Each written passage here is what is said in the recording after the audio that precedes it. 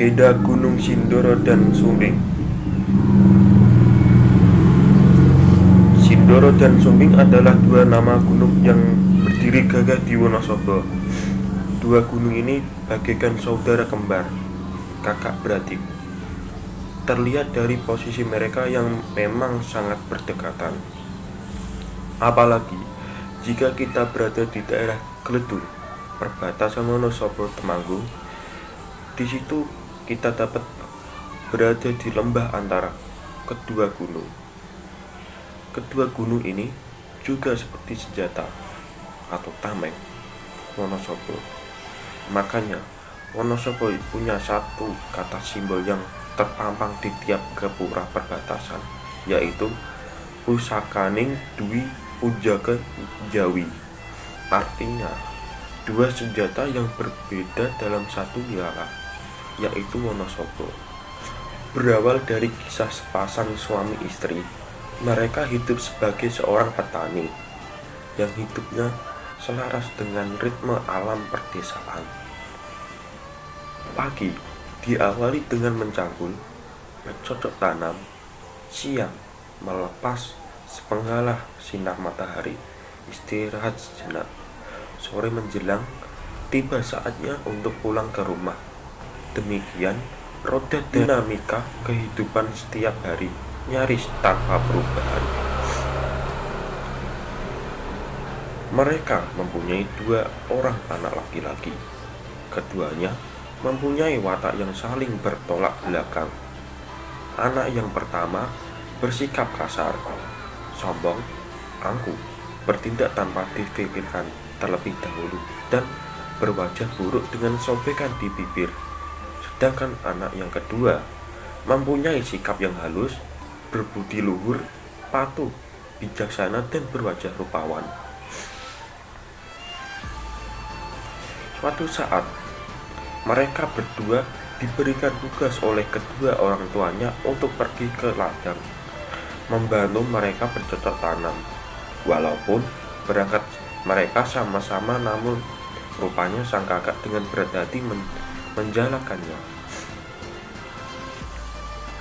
Di tengah jalan ia mengomel sendiri sembari membabi buta menebas tanaman yang tumbuh di kanan dan kiri. Lagi enak-enak tidur, malah suruh ke ladang, umpamanya. Sabar kak, ini kan sudah menjadi kewajiban kita membantu orang tua. Adiknya menimpali diiringi senyum.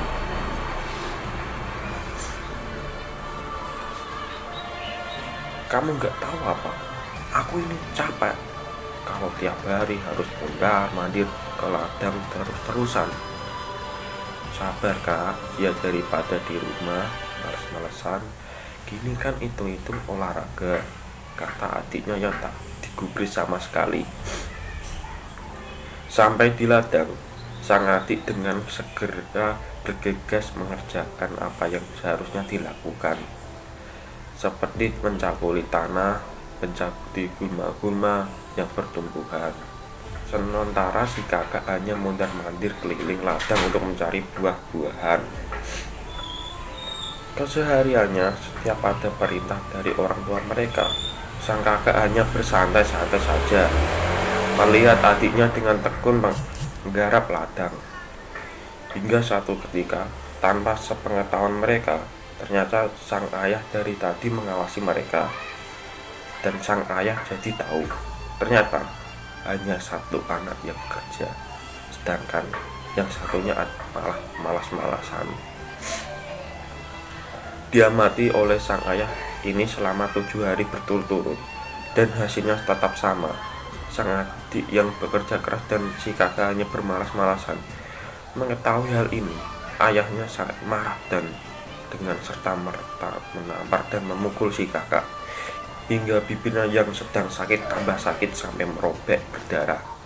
Namun, karena watak si kakak yang memang keras, ia melawan ayahnya, hingga terjadilah perkelahian yang tak seharusnya dilakukan oleh ayah dan anak ini. Si adik yang mengetahui hal ini segera bermaksud melarainya, hingga akhirnya mereka berhenti berkelahi. Sang ayah yang sampai tak tahan menghadapi keburukan sifat anaknya ini, dengan suara lantang mengutuknya.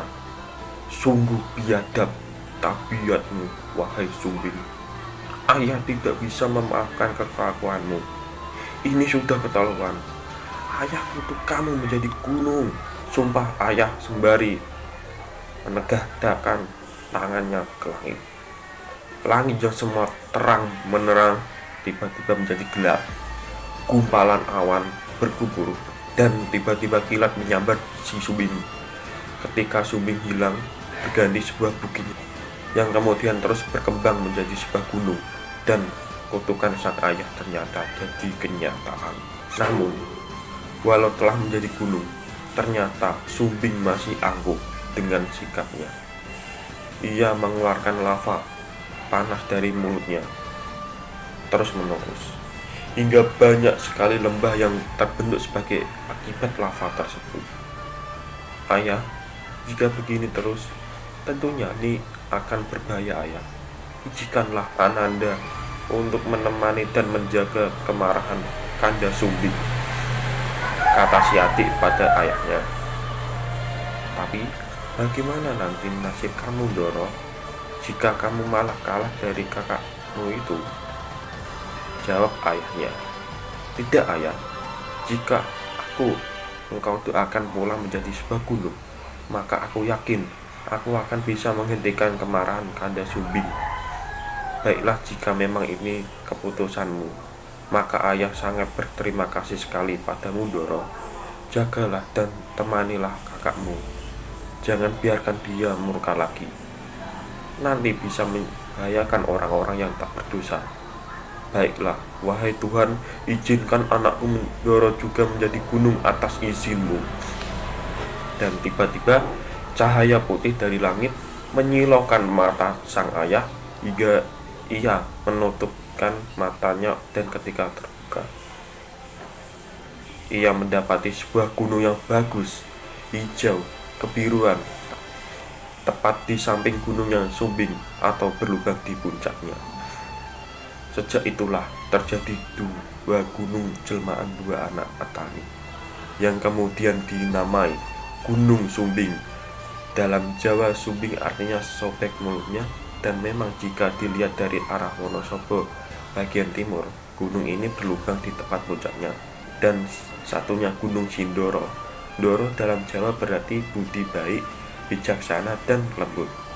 Sekian, terima kasih.